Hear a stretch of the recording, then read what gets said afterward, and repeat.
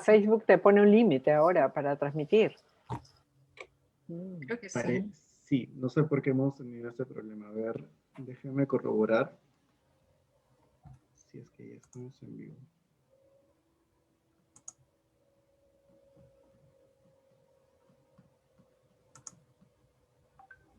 Me sale que ya estamos. A ver, Sí, ya estamos al Ya. aire. Sí. Ok. Bueno, ¿retomo entonces? Sí, disculpen más bien para dar contexto. Tuvimos un pequeño problema técnico, se nos cortó la transmisión en vivo, pero vamos a retomar con las últimas palabras de Iris ahora. Entonces, gracias, Iris. Sí. Ok, no, o sea, esto pasa siempre con el Internet en estos días. No, yo solamente quería concluir diciendo que me había referido a los hechos del pasado para decir que no son del pasado, sino que se mantienen presentes y vuelven y se vinculan con los hechos del presente y que en el presente entonces, en relación a las protestas que hemos tenido, hay diversas representaciones ciudadanas, no hay una sola representación o no hay solo un memorial, sino que hay distintas maneras de memorializar este presente y de preservarlo. Las autorías son colectivas, como comentaba Manuel y como dice la encuesta también, no es que haya una sola conducción, sino que hay distintas autorías detrás.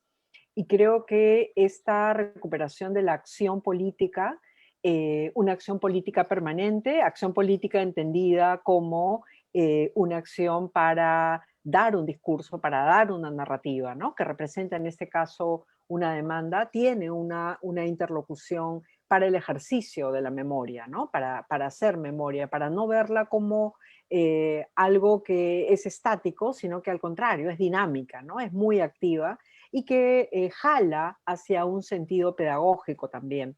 Creo que cuando hablamos de los jóvenes del Bicentenario, como se les ha denominado, aunque a muchos no les gusta esta categoría también, ¿no? Porque no sienten que haya una identidad directa, estamos hablando también de jóvenes que nos están mostrando, que nos están expresando un sentido pedagógico de su protesta, ¿no?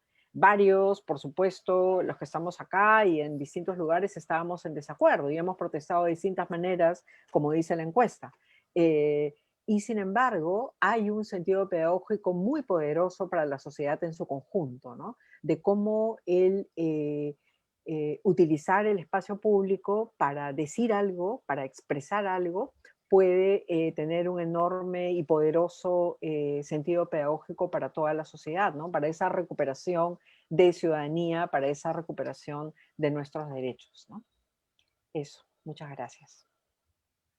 Muchas gracias, Iris, por tu participación y por toda la reflexión que nos has traído a la mesa. Rápidamente, para rescatar algunos de los puntos más interesantes que me ha parecido que hemos visto ahora y plantear una pregunta final para cerrar. Pero me están pasando justo preguntas del público. Creo que esta situación particular que nos ha tocado vivir el año pasado ha evidenciado una serie de dinámicas que quizás antes, a pesar que hemos tenido varios procesos de ejercicio de memoria y de construcción y de participación ciudadana, han habido ciertas dinámicas particulares y que tienen un potencial a futuro en las siguientes etapas que nos toca vivir como ciudadanía.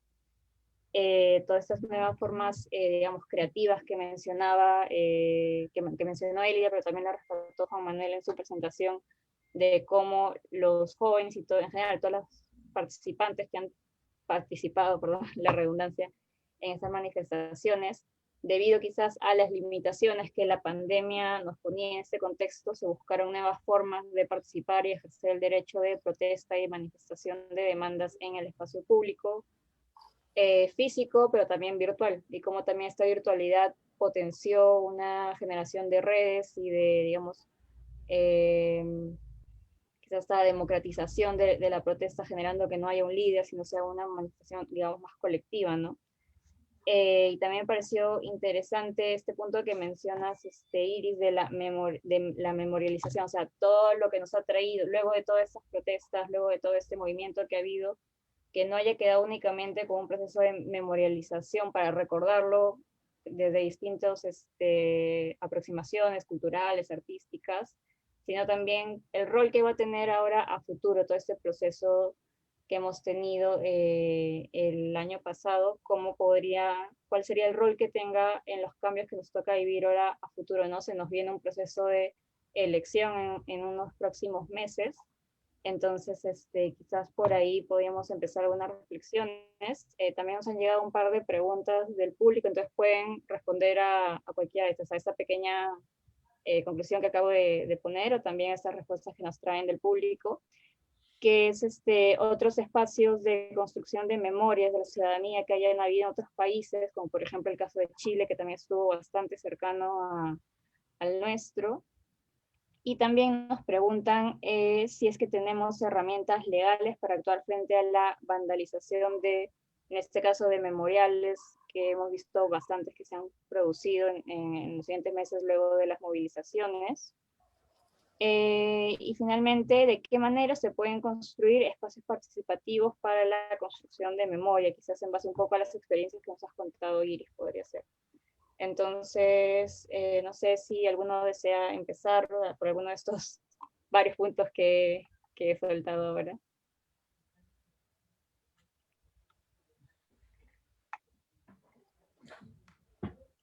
De repente respondo algo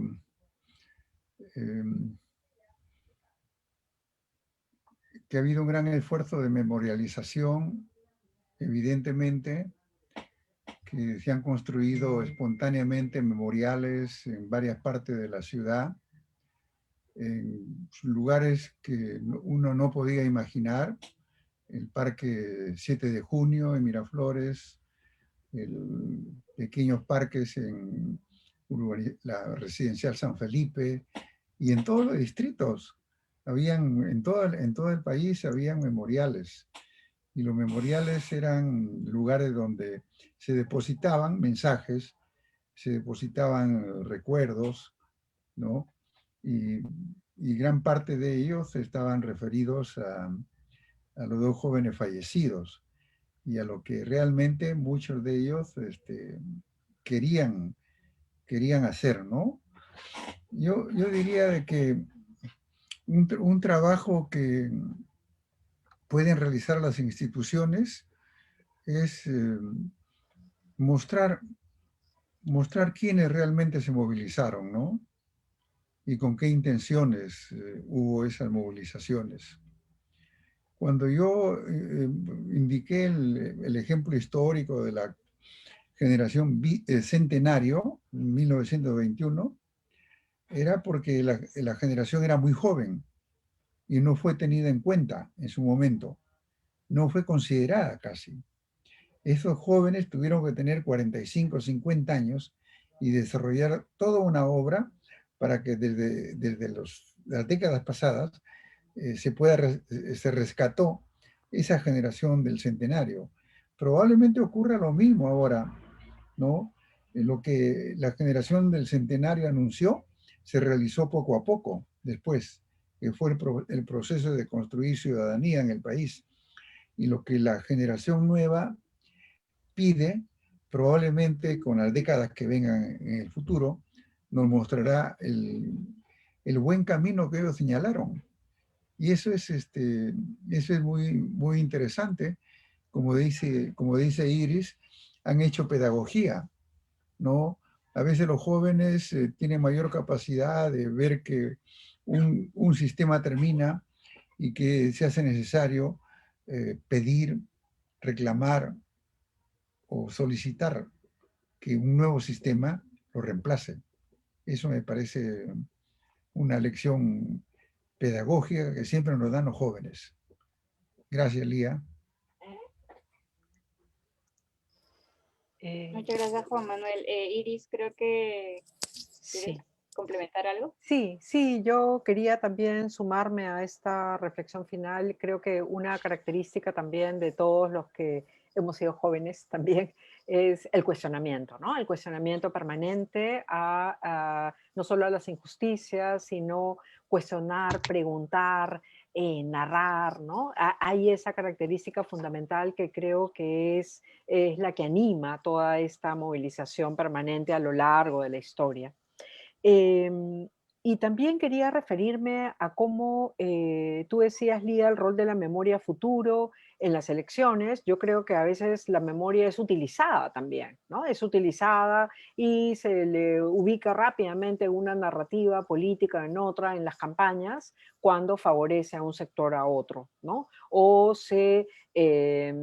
digamos, se le lleva a un extremo tal de agresividad y ofensa como es el terruqueo, ¿no? El famoso terruqueo, que es esta asignación de acusaciones a cualquier persona que demande derechos o que haga una protesta o que esté realizando alguna acción pública, rápidamente se le terruquea, lo cual es una ofensa terrible y un insulto, ¿no? Porque se está considerando como si todos los que protestamos fuésemos terroristas, ¿no? Con la historia que hemos tenido en el país. Y entonces creo que ahí es donde otra vez rescato este sentido pedagógico que creo que es fundamental para todos, para las instituciones que tienen como rol dedicarse a ello, en el caso del LUM, por ejemplo, pero también a los municipios o a otras instituciones, ¿no? Alguien preguntaba sobre las herramientas legales para impedir que haya vandalización, que haya diatribas contra los murales que se han realizado, que ya ha ocurrido, ¿no? 2 veces en la avenida Bancay. Pero si no tenemos instituciones que acojan esta movilización ciudadana, si no tenemos instituciones que acojan, que la cuiden, estas representaciones que se han hecho, creo que otra vez estamos un poco en el espacio público sin reconocimiento, ¿no? Es fundamental que los municipios, la Municipalidad de Lima o los municipios distritales asuman también un liderazgo, ¿no? No es que el LUN tiene que ocuparse de la memoria porque su nombre lo dice, sí, por supuesto, pero también lo tienen que hacer los municipios, los clubes provinciales, en fin, una serie de instituciones públicas y privadas que pueden cumplir un rol en el espacio público y que pueden acoger y tomar cuidado y llevar adelante estas representaciones y estas narrativas en torno a la memoria, ¿no? Como una reivindicación, por supuesto, y como un homenaje también, en este caso concreto, para Inti, para Brian, pero para todos los jóvenes y las jóvenes que han participado en las protestas y en las movilizaciones, ¿no? Eso. Sí. Yo quería agregar a la pregunta cómo podemos construir espacios participativos para construir memoria también.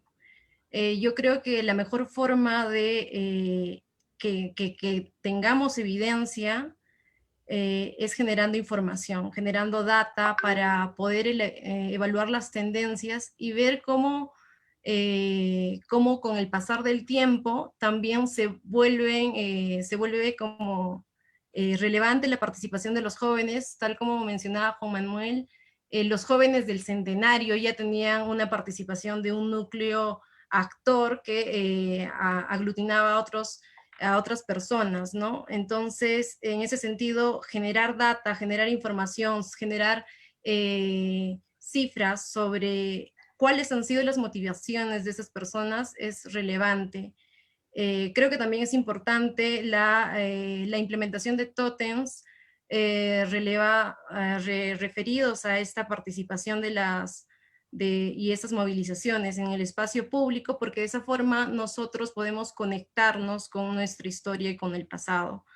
Quería hacer una reflexión también de que los espacios públicos son los mejores lugares para que podamos manifestar nuestras posiciones a favor o nuestras posiciones en contra, dado que nos encontramos en un sistema democrático, y son los mejores escenarios también para articular y tener mejores ideas, ¿no? Creo que ha quedado demostrado también de cómo estas manifestaciones que hemos tenido durante noviembre han podido impactar significativamente en la toma de decisiones políticas y de cómo la unión y la organización de los jóvenes y de las demás personas ha podido conseguir resultados favorables en ese sentido. Sin más que decir, Lía, te doy el pase. Muchas gracias, Elida, y muchas gracias a todos por sus aportes el día de hoy. Creo que hemos tenido una interesante jornada de cierre. Y para ya no alargarlo mucho más, le doy el pase a Patricia para que pueda hacer el cierre oficial del día de hoy. Muchas gracias, Lía. Y muchas gracias también a Manuel Burga, a Iris Jabe y también, por supuesto, a Elida, quienes nos han estado compartiendo sus ideas y generando el debate sobre este tema tan importante en nuestra ciudad y que muchas veces no se discute desde el urbanismo, pero que es totalmente básico. Entonces, con esto cerramos el segundo día de nuestro tercer foro Ciudades como Vamos, bajo el eje de Ciudad Humana. Y les esperamos el día de mañana a las 9 de la mañana para tener la tercera sesión y última fecha de nuestro foro. Aquí podemos ver rápidamente el programa, el primer bloque de la mañana. Empezamos a las 9 con la conferencia magistral que nos va a dar Mar Edo sobre la gestión de residuos sólidos en Suecia, bajo la moderación de Paloma Roldán de Ciudad Saludable. A las 10 de la mañana tenemos el panel Elecciones Generales 2021, el reto de las ciudades al Bicentenario en la agenda electoral. Luego, a las 11 de la mañana, tendremos el panel de la Red Latinoamericana de Ciudades Como Vamos, donde conoceremos diversas experiencias de los Como Vamos que existen en la región y también sobre la iniciativa de Perú Como Vamos. Y a mediodía tendremos el panel de soluciones frente a la COVID-19, justamente cómo se ha dado respuesta desde las ciudades a la pandemia que nos encontramos viviendo. Y a la 1 de la tarde el receso para luego empezar el bloque de la tarde posteriormente. Entonces, muchas gracias a todos y todas por acompañarnos el día de hoy en las diversas sesiones. Les recordamos de que estas están siendo grabadas y transmitidas en vivo. En este bloque tuvimos un pequeño corte, sin embargo, toda la sesión ha sido grabada, entonces igualmente luego la vamos a colgar completa para que no se pierdan ningún minutito que tuvimos ahí, un ligero corte en el en vivo, en la transmisión. Entonces, muchas gracias nuevamente, les esperamos el día de mañana y también agradecemos a las organizaciones que nos han hecho posible realizar este foro, a los socios de Lima Como Vamos, es una SEMRO, ProPP, la Universidad Católica, RIMAC Seguros, y también al apoyo de nuestro socio estratégico EUNIC, la Red de Centros Culturales Europeos en el Perú, quienes también están transmitiendo en vivo este evento. Nos vemos mañana, muy buenas noches.